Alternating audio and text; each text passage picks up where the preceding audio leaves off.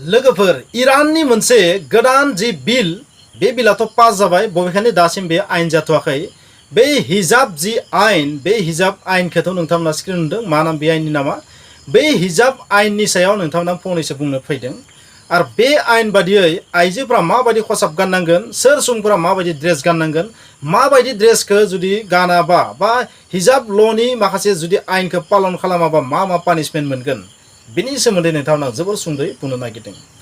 स' नोंथांमोना बे आयेनखौ खोनानानै जोंनि इन्डियायाव बेसेबां सान्तियाव जों दोङो बेखौ नोंथांमोना आइडिया खालामनो हागोन स' बे जि गोदान आयेन पासथ' जाबाय बिसोरनि संसद होनना बुंबाय आङो नाथाय दाबो बे गार्जियान काउन्सिला बेखौ एप्रुभ खालामथ'वाखै रिभिउ खालामथ'वाखै माने नोंथांमोना ओरैबायदि साननानै ला बे गार्जियान काउन्सिलाबो बेखौ एप्रुभआनो खालामगोन जोबोद थाबैनो बे आयेननि महर लागोन नोंथांमोना मिथिगौ सासे आइजोनि जिउ जोबदोंमोन थांनाय समाव बिथांनि मुङा जाहैबाय मा mahsa amini 22 बोसोरनि सासे कुर्दिश इरानियान आइजो नोंथांमोना मिथिगौ इरानाव कुर्दिश सुबुंफोरखौ जोबोर गाज्रि नोजोरै नायनाय जायो जोबोर गाज्रि नोजोरै नायनाय जायो स' कुर्दिश मानसिफोरखौ माने इसेबो मोजां मोना इराननि मानसिफोरा माखासे बिथिङा मोजां मोना आरो स' बिसोरनि लाइफआ जोबोद दुखुनांथाव कुर्दिशफोरा मा कुर्दिस्तान नागिरबाय थादों नोंथांमोना बेखौबो खोनादों नाथाय दिनैसिम बिसोरा नांगौ बायदि बेबायदि पार्मानेन्ट हादरबो गैया फिक्स गनायजानाय हादर गैया आरो स' जियानो जानो बेयो डिफारेन्ट टपिक बै आयेन बादि मा आइजोफोरा मास्ट बि पाब्लिक प्लेसाव थाङोबा मास्ट बि हिजाब गानथारनांगोन बेबो जोबोर प्रपार रोखोमै इसेबो नुजानो मोननाय नङा हिजाबा मा नोंथांमोना मिथिखागौ आरो लोगोसे हौवाफोराबो ओरैबायदि ड्रेस गाननांगोन माने बिखानि गाहायनि मोनबो पार्टसा नुजानो मोननाय नङा ओरैहाय मा माने आफानिफ्राय माने आथिङाव माने जों ओरैबायदि बुंनांगोन एंकोलनिफ्राय सानि बाहागोखौ नुनो मोननाय नङा बे जाबाय बे रुल्सआव दङ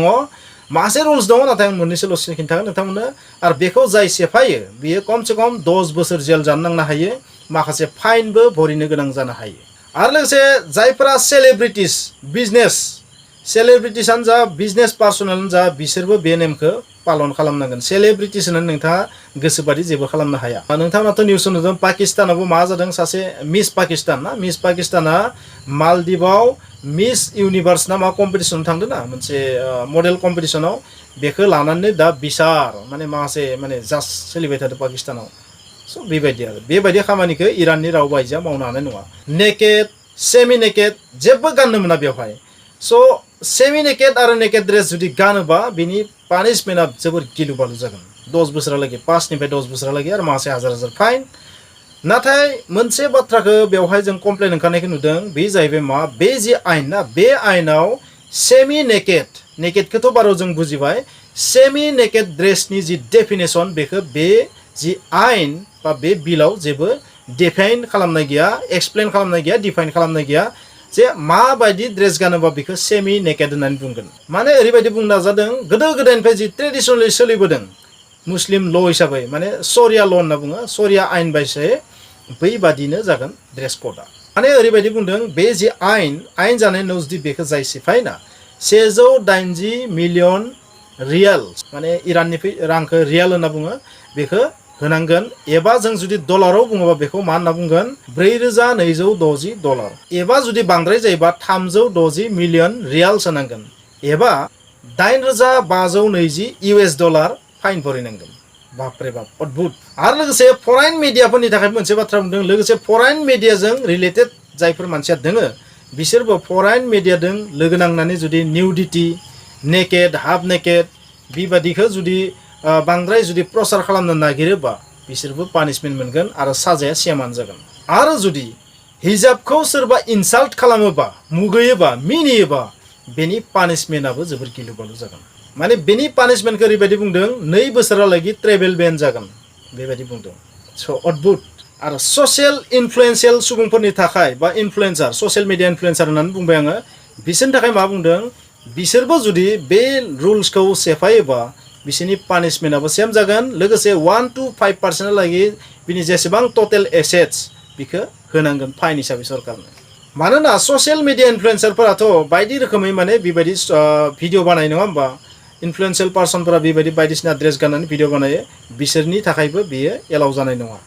माने रिल बानायनाय इन्स्टाग्राम फेसबुक इउटिउब बेवहायबो स्कप गैया माने बिसोरनि थाखायबो आरो बयनिख्रुइ अद्भुतआ जाहैबाय नोंथाङा इरानाव पुतला बै पुतलाफोरखौबो बेबायदि हाफ नेकेड फुल नेकेड बेबादियै बानायनानै फाननो हानाय नङा माने मानसिनि सायावथ' मानसिनि सायाव माने पुतलानि सायावबो बे आयेनखौ लागू खालामनाय जादों आसरित आरो मोनसे अद्भुता जाहैबाय आर्टिफिशियेल इन्टेलिजेन्सखौ बाहायनानै बै गोरोन्थिफोरखौबो हमगोन आइजोफोरखौ माने आर्टिफिशियेल इन्टेलिजेन्सनि हेफाजाबै सोर बेबायदि हिजाबखौ मोजाङै गानदों गानाखै गोरोन्थि खालामदों खालामाखै बेफोरखौ मा खालामबाय थागोन नागिरबाय थागोन डेट मिन्स आर्टिफिशियेल इन्टेलिजेन्सखौ सोरनियाव बाहायगोन social media influencer generally social media इनफ्लुएन्सारफोरा सिरि सिरि न' सिङाव थाखोमानानै बायदिसिना खामानि मावो नङा होमबा बिथांमोना फट' दिखाङो बायदिसिना आपल'ड खालामो बेखौबो आर्टिफिशियेल इन्टेलिजेन्सनि हेफाजाबै हमगोन नोंथांमोना मिथिनानै माबायदि नांदों कमेन्ट्सआव लिरबानो जाबाय इराननि जि